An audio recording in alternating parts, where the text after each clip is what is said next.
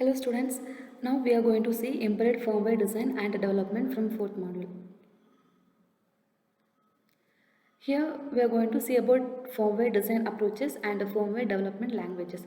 First one, firmware design and approaches. Okay, so the question is why we need firmware in embedded devices.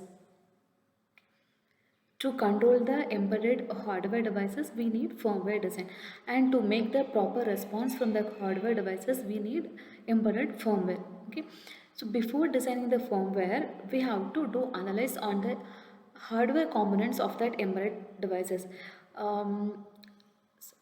Majorly, we have to do analyze on various component interfacing, memory map details, I/O port details, and configuration and register details of various hardware chips. There are two basic approaches: conventional procedural based firmware design and embedded operating system based design. The first one is also called super loop based design. Okay. The super loop based design, this is suitable for the applications which are not time critical and where the response time is not important. Okay.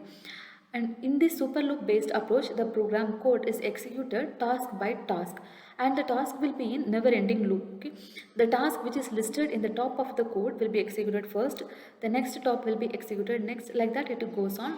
Once the last task is completed, again it goes to the first task and it will continue. You can see the implementation, super loop implementation. First we have to make the configuration and initialization, then we have to execute the first task, then we have to execute second task, then next task till the last task. Okay, so once all the tasks are last task is completed, again the program goes to first task and it repeats. You can see the example. First configuration and initialization is done. Task n to task n we have, task 1 to task n we have. First task 1 will be executed, then 2, then till n. If once the n is over, then again the program goes to 1 and it repeats till n. This will be, the task will be in loop only. Second approach is embedded OS based approach. This approach is used in the application where the response time is time critical. Okay. Again here this is divided into two categories. The response time is very much time critical, the response time is critical. Okay, so in which application the response time is very much time critical, there we are using real-time operating system. Okay, so in the another one we are using customized general purpose operating system. Okay, and the examples are given for general purpose operating system. The examples are Microsoft or Windows XP. For the real-time operating system, the examples are Windows CE, Windows Mobile, QNX, VXWorks, ThreadX, Micro COX2, Embedded Linux. All these are the examples. Now we are going to say about firmware development languages. Okay, which language we can choose for developing the embedded firmware? We can have three options. Assembly language, we can go for assembly language, or we can choose high level language, or we can go for mixing of assembly language and high level language. First one, assembly language. Assembly language is the human readable notation of machine language. It's the representation of binary zeros and ones, and this machine language is the interface between the processor and the programmer. Okay.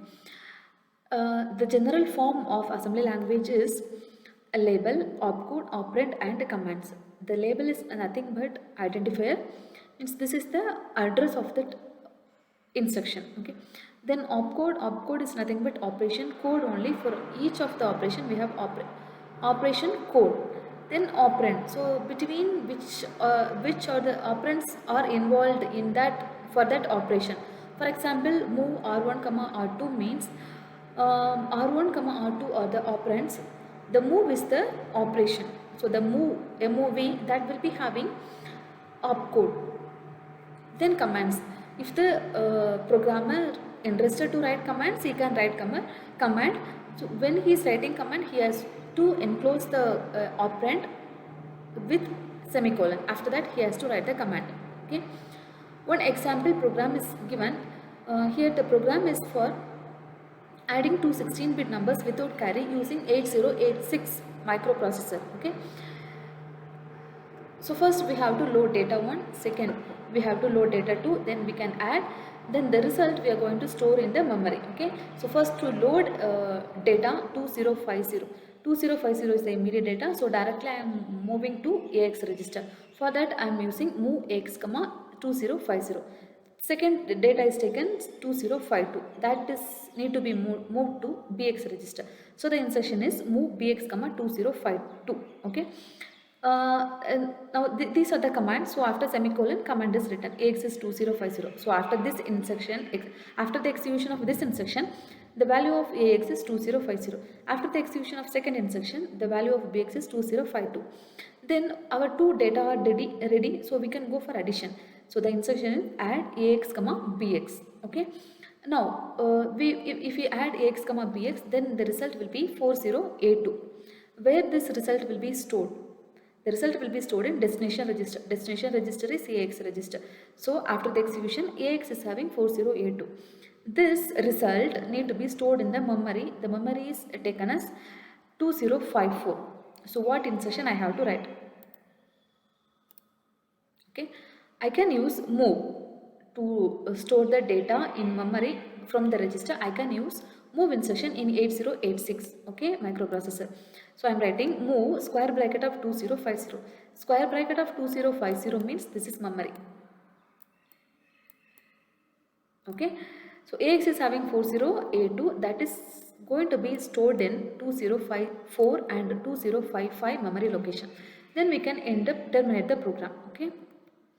Now, the programmer will be writing the code using assembly language, which cannot be understood by the processor or controller. Okay, so the file what we are writing need to be converted into hex file. Okay, so the programmer file is called user file. So there when we are using assembly language, the extensions can be .asm or .src. .asm means assembly file, .src means source file. Okay, so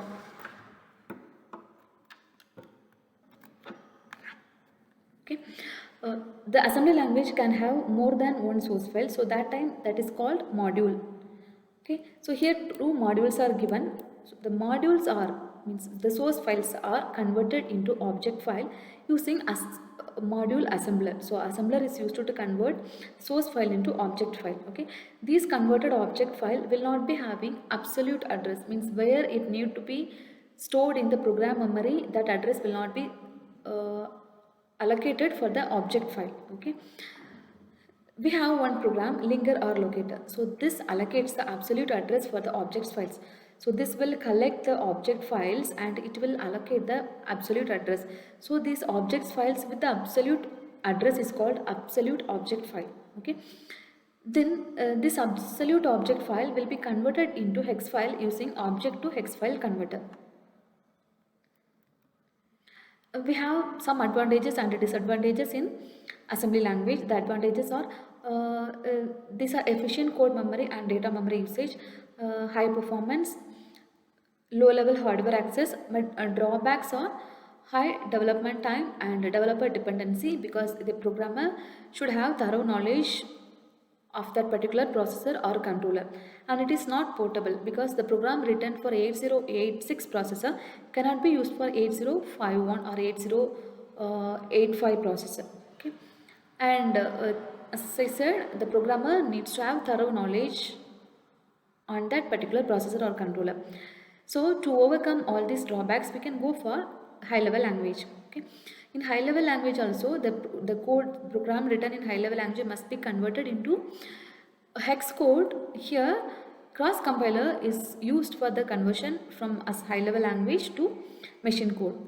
Here also the program written in high level language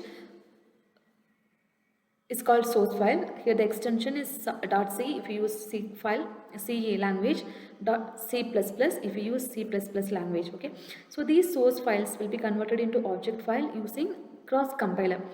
Then these object file will be allotted with absolute address using linker or locator. Then these absolute object files are converted to hex file using object to hex file converter. Okay, here the advantages are reduced development time, it's developer dependency because anybody can understand the program.